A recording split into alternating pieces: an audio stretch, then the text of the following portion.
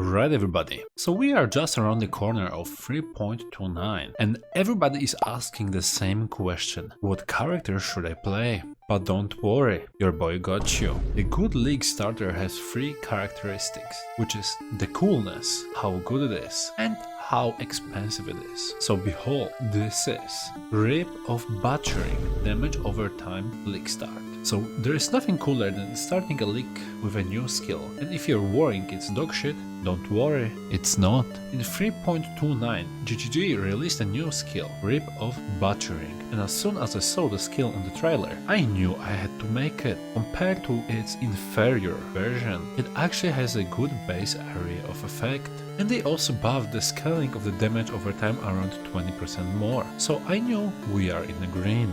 They pretty much fixed everything that was wrong with the skill. Character of the choice is Juggernaut.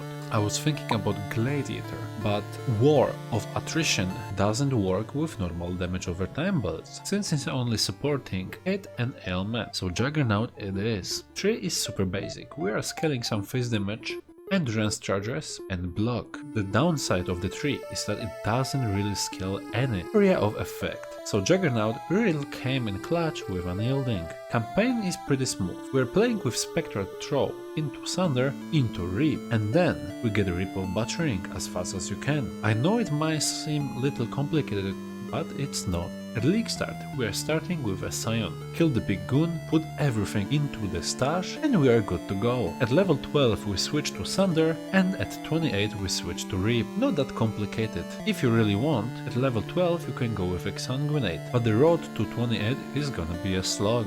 After that is gonna be a very smooth experience. The tree that I plan to follow is gonna be in the description. I'm not expecting anything crazy out of this character, honestly.